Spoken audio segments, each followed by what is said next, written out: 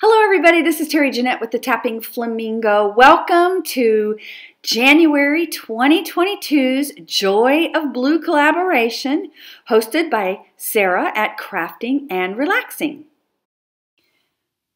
I made this Natasha pendant, and I think it came out really cute. It almost looks like it has a little face on it. To me, it's very, very tribal. And for the color of blue this month, I'm using this turquoise blue. It's one of my favorite colors of blue. It actually reminds me of the ocean, especially down in the Caribbean. The water really is that color. I call it swimming pool water because it's so beautiful and clear. But anyway, I've been keeping a hold of this for quite some time, trying to figure out what to do.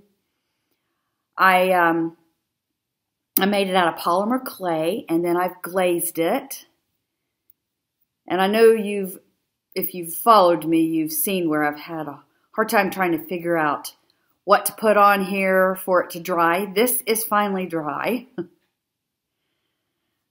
And I wired it with some copper wire. And I have these polymer clay little spacer beads that I also made. Perfect match.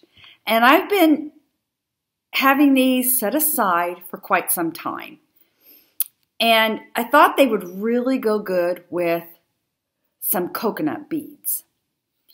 And it's been sitting, like I said, together off on the side of my desk for quite some time because I haven't really figured out what I want to do with it yet. But then I got to thinking, you know what? I may just put this in my shop and see what happens. I know a lot of people out there, they make jewelry, but they don't make a lot of it, and they don't want to invest in a big old stash. And I don't blame them. I have been there myself. And so I think I'm going to experiment with this and put it in my shop. So I've also added these fun beads. Aren't they fun? They are agates. They are a chocolate in color, but they have a little bit of blue in them.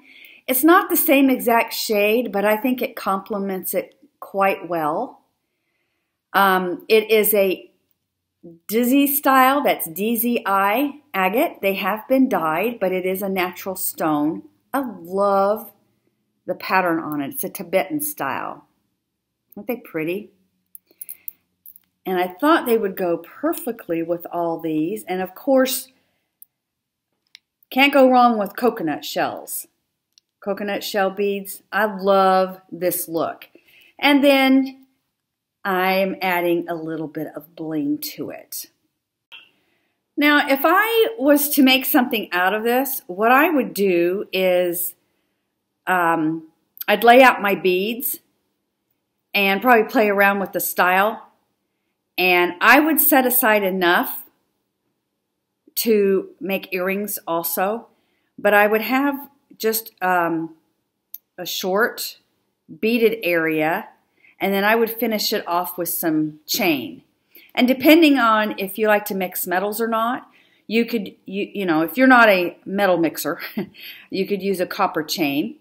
I would probably use an antique copper chain. Copper does tend to tarnish a little bit, but that's okay. That's kind of the look that I actually really like rather than the shininess. But you would have, like I said, your beaded area with some chain. You could use copper, you could use silver, you could even use brass. It just depends on your taste. Here's an example of what I'm talking about. Of course, you could have a short area this way, or you could keep it going higher up. And I have several videos on how to make this style of a necklace, if you would be interested in learning how. So that is what I made for the Joy of Blue.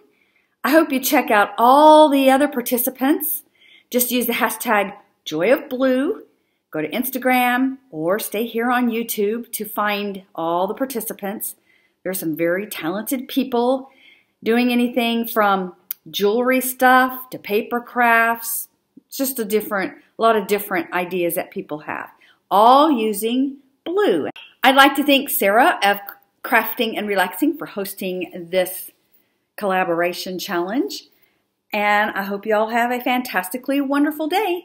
This is Terry Jeanette with the Tapping Flamingo signing out for now. Bye-bye.